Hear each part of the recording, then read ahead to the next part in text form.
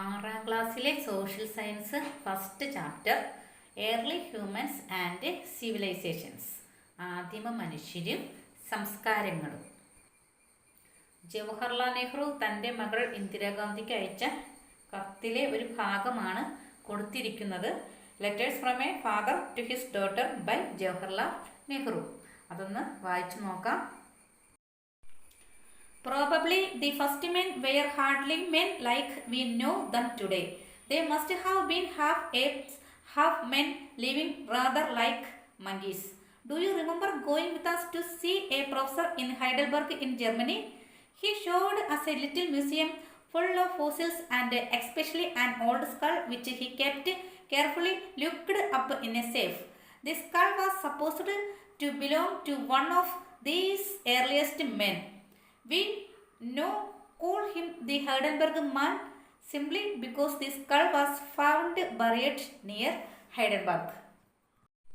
എന്താണ് കത്തിലൂടെ ജവഹർലാൽ നെഹ്റു മകളോട് പറയുന്നത്? ആദിമ മനുഷ്യർ ഒരിക്കലും നാം ഇന്ന് കാണുന്നത് പോലെയൊന്നും ആയിരുന്നിരിക്കില്ല. പകുതി കുരങ്ങും പകുതി മനുഷ്യനുമായിരുന്ന അവർ ഏതാണ്ട് കുരങ്ങിനെ പോലെ തന്നെ ആയിരിക്കണം ജീവിച്ചിരുന്നിരുന്നത്. ജർമ്മനിയിലെ ഹൈഡൽബർഗ് എന്ന പട്ടണത്തിൽ ഒരു പ്രൊഫസറെ കാണാൻ പോയത് ഓർമ്മയുണ്ടോ എന്ന് മകളോട് ചോദിക്കുകയാണ്. ജന്തുക്കളുടെ അവശിഷ്ടങ്ങൾ സൂക്ഷിച്ചിട്ടുള്ള ഒരു കാഴ്ച ബംഗ്ലാവ് അദ്ദേഹം കാണിച്ചു തന്നു. അതിൽ വിശേഷിച്ച് ഒരു തലയോട് അദ്ദേഹം ഒരു ഇരുമ്പ് പെട്ടിയിൽ ഭദ്രമായി സൂക്ഷിച്ചിരുന്നുവല്ലോ. അത് ആദിമ മനുഷ്യൻ്റെ തലയോടാണ്. ആ ആദിമ മനുഷ്യനെ ഇപ്പോൾ ഹൈഡൽബർഗ് മനുഷ്യൻ എന്നാണ് പറഞ്ഞു വരുന്നത്. ആ തലയോട് ഹൈഡൽബർഗ് എന്ന പട്ടണത്തിന് സമീപം ഒരു ദിക്കിൽ കുഴിച്ചപ്പോൾ കണ്ടു കിട്ടിയത് കൊണ്ടാണ് ആ പേര് വന്നത് എന്നാണ് അദ്ദേഹം തൻ്റെ മകളോട് കത്തിലൂടെ പറയുന്നത്. What you have read is a passage from Jawaharlal Nehru's book letters from a father to his daughter.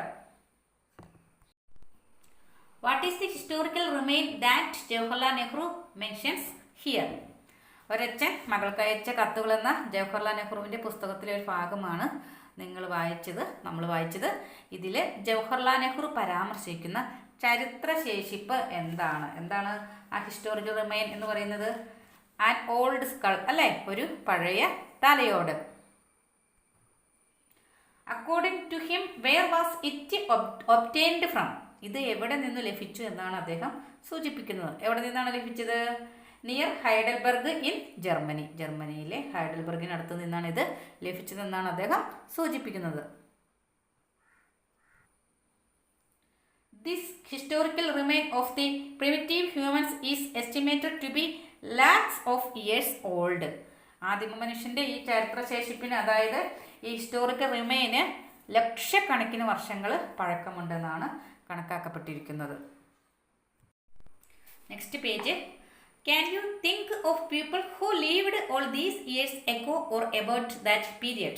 Shall we take a look at the history of people at that time? ഇത്രയേറെ വർഷങ്ങൾക്ക് മുമ്പ് ജീവിച്ചിരുന്ന മനുഷ്യരെക്കുറിച്ചോ ആ കാലഘട്ടത്തെക്കുറിച്ചോ നിങ്ങൾക്ക് ചിന്തിക്കുവാനായിട്ട് കഴിയുന്നുണ്ടോ? അക്കാലത്തെ ആദിമ മനുഷ്യരുടെ ചരിത്രം നമുക്കൊന്ന് പരിശോധിച്ചാലോ? Let's trace our ancestors. പൂർവികരെ കണ്ടെത്താം. Look at the family tree that Sinu prepared including members of his families previous generations. Sinu എന്ന് പറയുന്ന കുട്ടി തൻ്റെ കുടുംബത്തിലെ മുൻ തലമുറകളിലെ അംഗങ്ങളെ ഉൾപ്പെടുത്തി തയ്യാറാക്കിയ ഒരു കുടുംബ വൃക്ഷമാണ് ഇത്. ശ്രദ്ധിക്കുക. In this way details of how many generations of your family can you find? ഇതുപോലെ നിങ്ങളുടെ കുടുംബത്തിലെ എത്ര തലമുറകളെ കുറിച്ചുള്ള വിവരങ്ങൾ നിങ്ങൾക്ക് കണ്ടെത്താനായിട്ട് കഴിയും. If we can go back thousands of generations like this we can reach the early humans. ഇങ്ങനെ അനേകായിരം തലമുറകൾ പിറകോട്ട് പോകാൻ കഴിഞ്ഞാൽ നമുക്ക് ആദിമ മനുഷ്യരിൽ ചെന്നെത്താൻ കഴിയും, അല്ലേ? ഏർലി ഹ്യൂമൻസിൽ ചെന്നെത്താനായിട്ട് നമുക്ക് കഴിയും. നിങ്ങളും ഇതുപോലെ ട്രൈ ചെയ്യുക. അച്ഛൻ്റെ അമ്മയുടെ പേര്, അവരുടെ അച്ഛൻ്റെ അമ്മയുടെയും പേര്, അവരുടെ അച്ഛൻ്റെ അമ്മയുടെ പേര് അത്രയും കൂടി ചോദിച്ച് മനസ്സിലാക്കി എഴുതുവാൻ ശ്രമിക്കുക. BCE and CE. Chronologically, history is divided into two periods. Before Common Era BCE and Common Era CE. Based on the birth of Jesus Christ, earlier it was divided into BC and AD. The period before the birth of Christ was known as BC, before Christ, and the period after the birth of Christ was known as AD, Anno Domini. These days it is known as BCE and CE respectively. കാലഗണന അനുസരിച്ച്, അതായത് chronologically ആയിട്ട് ചരിത്രത്തെ 2 കാലഘട്ടങ്ങളായിട്ട്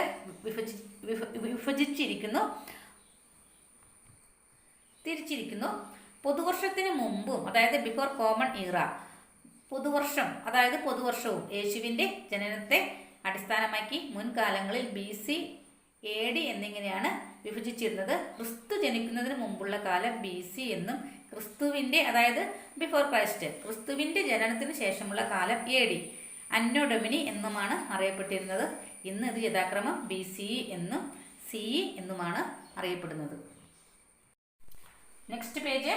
A century denotes 100 years. A million years denotes 10 lakh years. ഒരു നൂറ്റാണ്ട്, അതായത് ഒരു century എന്ന് പറഞ്ഞു കഴിഞ്ഞാൽ 100 വർഷമാണ്, 100 ഇയേഴ്സ് ആണ്. മില്യൺ ഇയേഴ്സ് എന്ന് പറഞ്ഞു കഴിഞ്ഞാൽ 10 ലക്ഷം വർഷമാണ്. അതായത് ഒരു ദശലക്ഷം, അതായത് എ മില്യൺ ഇയേഴ്സ്, ഒരു ദശലക്ഷം വർഷം എന്ന് പറഞ്ഞാൽ മില്യൺ ഇയേഴ്സ്, അത് 10 lakh ഇയേഴ്സ് ആണ്, 10 ലക്ഷം വർഷമാണ്. Origin and evolution of humans.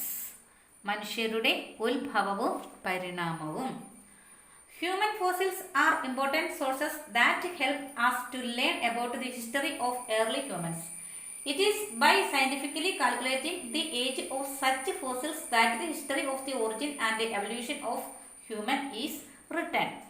ആദിമ മനുഷ്യരുടെ ചരിത്രത്തെക്കുറിച്ച് അറിയാൻ നമ്മെ സഹായിക്കുന്ന പ്രധാന സ്രോതസ്സുകളാണ് മനുഷ്യ ഫോസിലുകൾ. ഇത്തരം ഫോസിലുകളുടെ കാലപ്പഴക്കം ശാസ്ത്രീയമായി നിർണയിച്ചാണ് മനുഷ്യരുടെ ഉത്ഭവത്തിൻ്റെയും പരിണാമത്തിൻ്റെയും ചരിത്രം രൂപപ്പെടുത്തിയിരിക്കുന്നത്. ഹ്യൂമൻ എവല്യൂഷൻ, മനുഷ്യ പരിണാമം. It was Charles Darwin who proposed A scientific view on the origin of human beings. He suggested that humans have originated through organic changes that took place over a long period of time. He called this process evolution. He presented the theory of human evolution in his book On the Origin of Species, published in 1859. മനുഷ്യരുടെ ഉത്ഭവത്തെക്കുറിച്ച് ശാസ്ത്രീയമായൊരു കാഴ്ചപ്പാട് മുന്നോട്ട് വെച്ചത് Charles ഡാർവിനാണ്. ദീർഘകാലം കൊണ്ട് സംഭവിച്ച ജൈവിക മാറ്റത്തിലൂടെയാണ് മനുഷ്യരുടെ ഉത്ഭവമെന്ന് അദ്ദേഹം അഭിപ്രായപ്പെട്ടു. ഈ പ്രക്രിയയ്ക്ക് അദ്ദേഹം പരിണാമം എന്ന പേര് നൽകി. പരിണാമം അഥവാ എവല്യൂഷൻ. 1859 പ്രസിദ്ധീകരിച്ച on the origin of species എന്ന ഗ്രന്ഥത്തിലാണ് മനുഷ്യ പരിണാമത്തെക്കുറിച്ചുള്ള സിദ്ധാന്തം അദ്ദേഹം അവതരിപ്പിച്ചത്. Charles Darwin.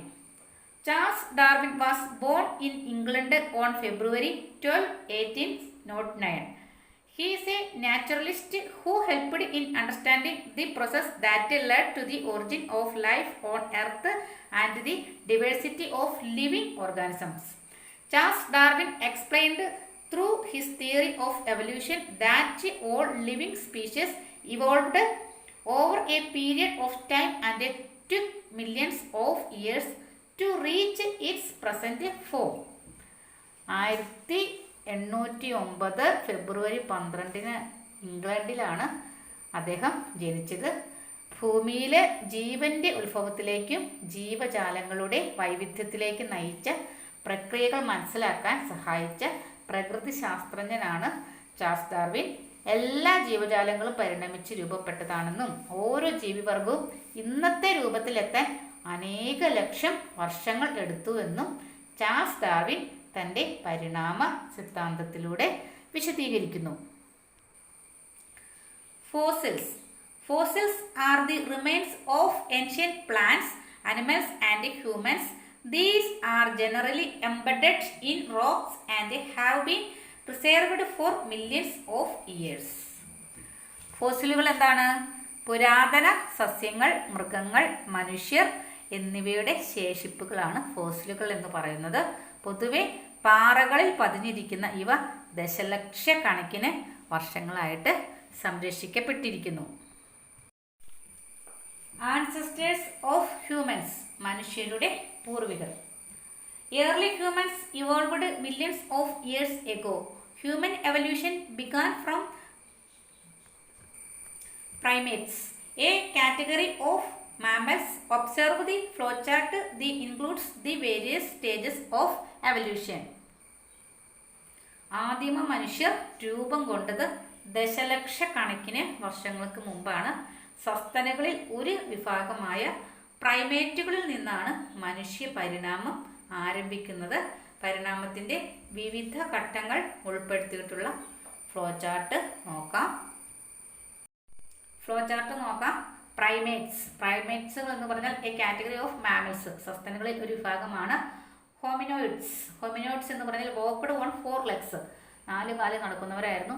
ഹോമിനിഡ്സ് എന്ന് പറഞ്ഞാൽ വോക്ക്ഡ് ഓൺ 2 legs, 2 കാലിൽ നടക്കുന്നവരായിരുന്നു. ഇവരെ തന്നെ രണ്ടായി തിരിച്ചിരിക്കുന്നത് ഓസ്ട്രലോപിത്തേക്കസ് ആൻഡ് ഹോമോ. ഈ ഹോമോയുടെ ഉപവിഭാഗമാണ് Homo habilis. The tool makers, അവർ ഉപകരണങ്ങൾ നിർമ്മിച്ചിരുന്നു.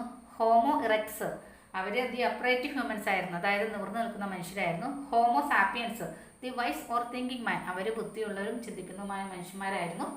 U have seen from the flow chart that Homo habilis, Homo erectus and Homo sapiens were the sub groups of Homo. The human species to which we belongs is Homo sapiens. അപ്പോൾ ഈ ഹോമോയുടെ sub ഗ്രൂപ്പിൽ പെട്ടതാണ് Homo habilis, Homo erectus, Homo sapiens. നമ്മൾ ഉൾപ്പെടുന്ന മനുഷ്യവർഗം homo sapiens വിഭാഗത്തിൽ പെട്ടവരാണ്. ഒരു question ഉണ്ട്. Prepare a note including the various stages of human evolution and their characteristics. മനുഷ്യ പരിണാമത്തിൻ്റെ വിവിധ ഘട്ടങ്ങളും അവയുടെ സവിശേഷതകൾ ഉൾപ്പെടുത്തി കുറിപ്പ് തയ്യാറാക്കാനാണ്. അടുത്തത് various stages of human development, മനുഷ്യ വികാസത്തിൻ്റെ വിവിധ ഘട്ടങ്ങൾ. Early humans lived in the forests. They lived by gathering fruits and vegetables and hunting animals to eat their meat. They used rough stones from their surroundings as weapons.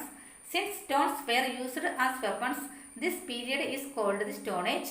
Based on the development achieved over time in weapons and tools made of stones, the Stone Age can be divided into 3 stages. Stone Age, Paleolithic Age, Mesolithic Age, Neolithic Age. അതായത് ഈ മനുഷ്യവികാസത്തിൻ്റെ വിവിധ ഘട്ടങ്ങൾ എന്ന് പറയുന്നത് എങ്ങനെയാണ്? ആദിമ മനുഷ്യർ വനങ്ങളിലാണ് താമസിച്ചിരുന്നത്. കായ്കനികൾ ശേഖരിച്ചും മൃഗങ്ങളെ വേട്ടയാടിയും അവരുടെ മാംസമൊക്കെ ഭക്ഷണമാക്കിയാണ് അവർ ജീവിച്ചിരുന്നത്. പിന്നെ അവർക്ക് അവരുടെ ചുറ്റുപാടുകളിൽ നിന്ന് ലഭിച്ച പരുക്കൻ കല്ലുകൾ, റഫ് സ്റ്റോൺസ് ആണ് അവർ ആയുധമാക്കിയിരുന്നത്. കല്ലുകളൊക്കെ ആയുധമായി ഉപയോഗിച്ചിരുന്നതിനാൽ ഈ കാലഘട്ടം, അതായത് കല്ലുകൾ അഥവാ ശിലകളൊക്കെ ആയുധമാക്കി ഉപയോഗിച്ചിരുന്നുകൊണ്ട് ഈ കാലഘട്ടത്തെ ശിലായുഗം, സ്റ്റോൺ ഏജ് എന്ന് വിളിക്കുന്നു. ശിലകൾ കൊണ്ട് നിർമ്മിക്കപ്പെട്ട ആയുധങ്ങളിലും ഉപകരണങ്ങളിലും കാലക്രമത്തിലുണ്ടായ പുരോഗതിയെ അടിസ്ഥാനമാക്കി ശിലായുഗത്തെ തന്നെ 3 ഘട്ടങ്ങളായിട്ട് തിരിക്കാം. സ്റ്റോൺ ഏജ് എന്ന് പറഞ്ഞ ശിലായുഗം, ഈ ശിലായുഗത്തെ 3 ഘട്ടങ്ങളായിട്ട് എങ്ങനെയൊക്കെ തിരിക്കുന്നത്? പാലിയോലിത്തിക് ഏജ്, പ്രാചീന ശിലായുഗം, പിന്നെ മെസോലിത്തിക് ഏജ്, മധ്യശിലായുഗം, പിന്നെ എന്താണ്? നിയോലിത്തിക് ഏജ്, നവീന ശിലായുഗം. Next page. Note the characteristics of the various stone age periods. വിവിധ ശിലായുഗ ഘട്ടങ്ങളുടെ സവിശേഷതകൾ ശ്രദ്ധിക്കുക. Palaeolithic age. First phase of stone age used rough stones as tools, gathering and hunting as a means of livelihood. അതായത് പ്രാചീന ശിലായുഗം എന്ന് പറയുന്നത് ശിലായുഗത്തിൻ്റെ ആദ്യ ഘട്ടമാണ്. പരുക്കൻ കല്ലുകളാണ് ഉപകരണങ്ങളാക്കിയിരുന്നത്. ശേഖരണവും വേട്ടയാടലും ഒക്കെ ഉപജീവനമാക്കിയിരുന്നു. അടുത്തത് മെസോലിത്തിക് ഏജ്, മധ്യശിലായുഗം. Used smaller fine stone tools, used edible grasses and fish as food, animal skin, bark of trees and leaves used for clothing. അതായത് അവരെ എങ്ങനെയായിരുന്നു? സൂക്ഷ്മമായ ശിലാ ഉപകരണങ്ങൾക്ക് ഉപയോഗിച്ചു. ഭക്ഷ്യയോഗ്യമായ പുല്ലും മത്സ്യവുമൊക്കെ അവരെ ഭക്ഷണമാക്കിയിരുന്നു. മൃഗത്തിൻ്റെ തോലും മരത്തോലും ഇലകളും ഒക്കെ അവരെ വസ്ത്രങ്ങളാക്കിയിരുന്നു. Neolithic age. നിയോലിത്തിക് ഏജ് എന്ന് പറഞ്ഞാൽ നവീന ശിലായുഗം. Used more refined and polished stone tools. Agriculture started, invented wheel and started making pottery. അവരെങ്ങനെ കൂടുതൽ പരിഷ്കരിക്കപ്പെട്ടതും മിനുസമുള്ളതുമായ കല്ല് ഉപകരണങ്ങളൊക്കെ അവർ ഉപയോഗിച്ചു. കൃഷി ആരംഭിച്ചു. പിന്നെയോ ചക്രം കണ്ടുപിടിക്കുകയും മൺപാത്ര നിർമ്മാണം ആരംഭിക്കുകയും ചെയ്തു. ഭീംബേഡ്ക എന്താണ് Bhimbetka? Bhimbetka in Madhya Pradesh is an important rock shelter in India which was inhabited by Stone Age humans.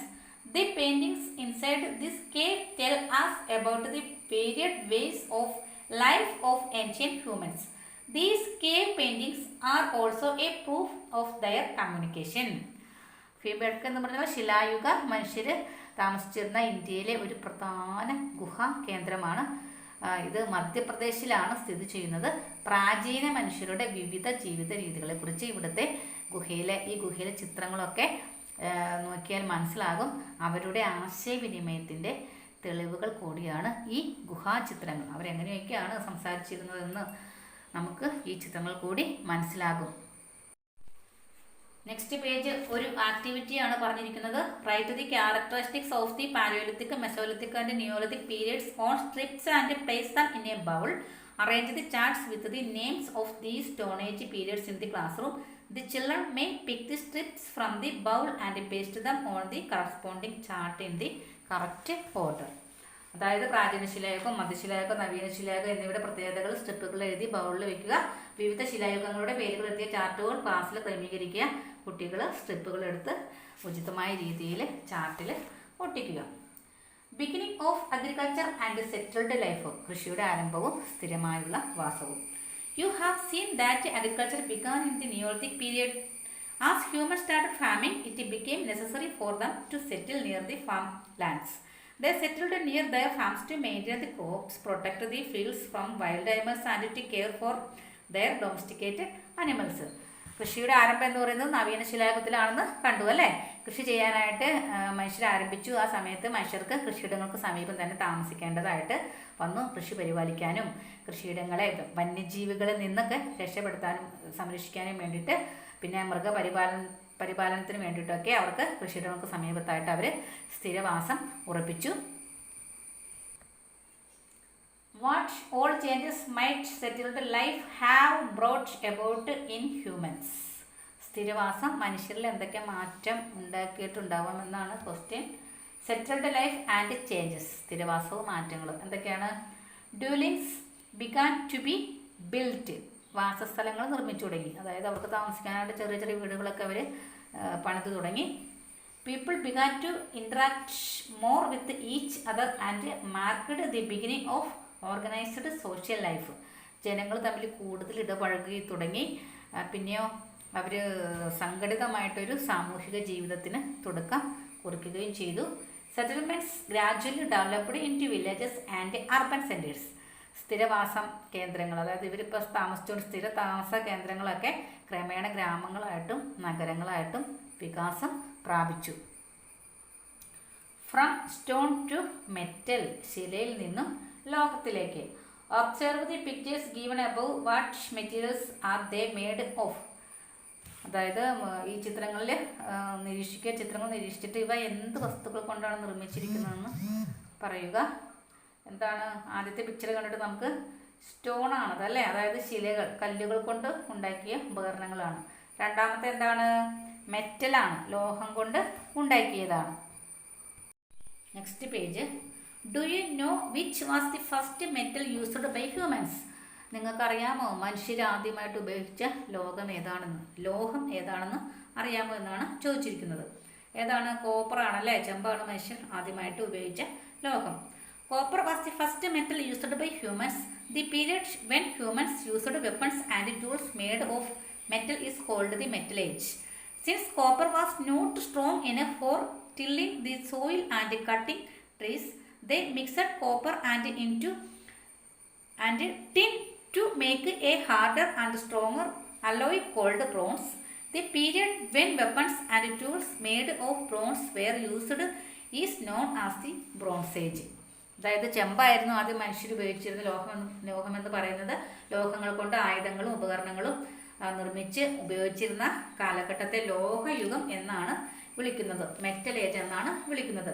മണ്ണ് ഉഴുതു മറിക്കാനും മരങ്ങൾ മുറിക്കാനും ഒക്കെയുള്ള കാഠിന്യവും ഉറപ്പും ഈ ചെമ്പിന് കുറവായതുകൊണ്ട് ചെമ്പും ഈയവും കൂട്ടിച്ചേർത്ത് കാഠിന്യവും ഉറപ്പുമുള്ള വെങ്കലം എന്ന ലോഹസങ്കരം അവർ നിർമ്മിച്ചത്. അതായത് ചെമ്പും ഈയവും കൂട്ടിച്ചേർത്തുള്ള ഒരു ലോഹസങ്കരത്തിൻ്റെ പേരാണ് വെങ്കലം.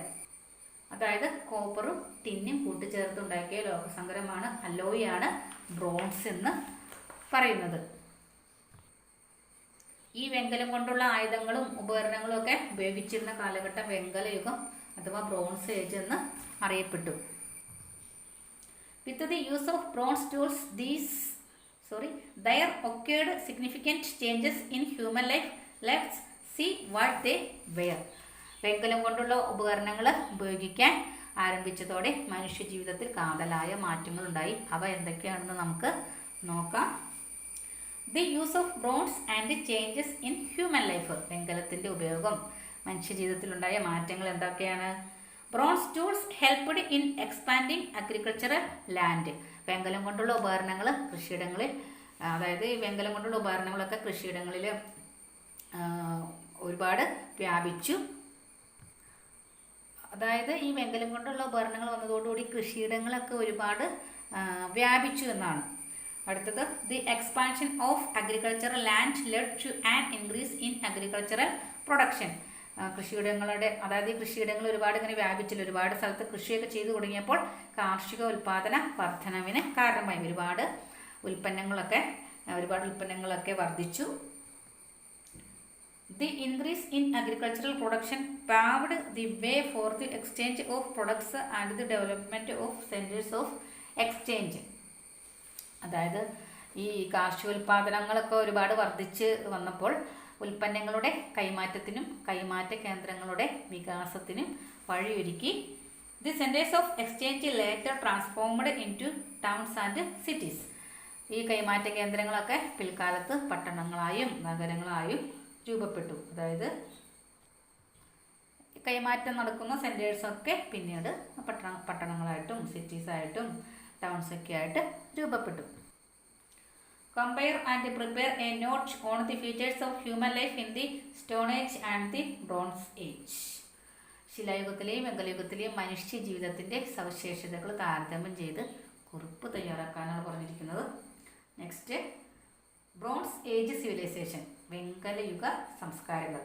You have seen the changes that have occurred in human life in the Bronze Age. As a result of these changes in the Bronze Age, civilizations were formed centered around cities. Let us become familiar with the Bronze Age civilization. എന്താണ് പറയുന്നത്? വെങ്കലയുഗത്തിൽ, അതായത് bronze ഏജിൽ മനുഷ്യജീവിതത്തിനുണ്ടായ മാറ്റങ്ങളൊക്കെ കണ്ടല്ലോ. ഈ മാറ്റങ്ങളുടെ ഫലമായിട്ട് നഗരങ്ങൾ കേന്ദ്രീകരിച്ച് വെങ്കലയുഗത്തിൽ, അതായത് ബ്രോൺസ് ഏജിൽ സംസ്കാരങ്ങൾ, സിവിലൈസേഷൻ രൂപപ്പെട്ടു. അത്തരത്തിൽ രൂപപ്പെട്ട ബ്രോൺസ് ഏജിലെ സിവിലൈസേഷനെ കുറിച്ച്, വെങ്കലയുഗ സംസ്കാരങ്ങളെക്കുറിച്ച് നമുക്കൊന്ന് പരിചയപ്പെടാം. ബ്രോൺസ് ഏജ് സിവിലൈസേഷൻ അഥവാ വെങ്കലയുഗ സംസ്കാരങ്ങൾ ഏതൊക്കെയാണ്? Mesopotamian, Harappan, Egyptian and Chinese. Mesopotamian സംസ്കാരം, ഈജിപ്ഷ്യൻ സംസ്കാരം, ഹാരപ്പൻ സംസ്കാരം, ചൈനീസ് സംസ്കാരം ഒക്കെ ഈ കാലഘട്ടത്തിൽ ഉയർന്നു വന്ന സംസ്കാരങ്ങളാണ്. Next page. Find out the 4 major civilisations that existed during the bronze age on the map given below. വെങ്കലയുഗത്തിൽ നിലനിന്നിരുന്ന 4 പ്രധാന സംസ്കാരങ്ങളെ ചുവടെ നൽകിയിരിക്കുന്ന ഭൂപടത്തിൽ കണ്ടെത്താനാണ് പറഞ്ഞിരിക്കുന്നത്. നെക്സ്റ്റ് എന്താണ്? Observe map and identify the river valleys where the major bronze age civilisations developed and complete the table. ഈ ഭൂപടം നിരീക്ഷിച്ചിട്ട് പ്രധാനപ്പെട്ട വെങ്കലയുഗ സംസ്കാരങ്ങൾ വികസിച്ചു വന്ന നദീതടങ്ങൾ കണ്ടെത്തി പട്ടിക പൂർത്തിയാക്കാനാണ് പറഞ്ഞിരിക്കുന്നത്. സിവിലൈസേഷൻ ഏതാണ്? Mesopotamian, Egyptian, Harappan, Chinese. ഇവയൊക്കെ ഏത് നദീതടത്തിലായിരുന്നു ഉയർന്നു വന്നത്? മെസപ്പൊട്ടോമിയൻ ഏതാണ്? Tigris and Euphrates. അതായത് ടൈഗ്രിസ് നദിയുടെയും യൂഫ്രട്ടീസ് നദിയുടെയും തീരത്താണ് മെസപ്പൊട്ടോമിയൻ സംസ്കാരം ഉദിച്ചു വന്നത്. അടുത്തത് ഈജിപ്ഷ്യൻ, നൈൽ നദിയുടെ തീരത്താണ്. ഹാരപ്പൻ, ഇൻഡസ് റിവർ, അതായത് സിന്ധു നദീതടത്തിലാണ് ഹാരപ്പൻ സിവിലൈസേഷൻ ആരംഭിച്ചത്. അടുത്തത് ചൈനീസ്, അത് ഹാങ്ഹോ നദീതടത്തിലാണ് ചൈനീസ് സിവിലൈസേഷൻ വികസിച്ച് വന്നത്. വെങ്കലയുഗ സംസ്കാരങ്ങളൊക്കെ നദീതടങ്ങളിൽ രൂപപ്പെട്ടത് എന്തുകൊണ്ടായിരിക്കാം എന്നുള്ളത് നമുക്ക് അടുത്ത ക്ലാസ്സിൽ പഠിക്കാം.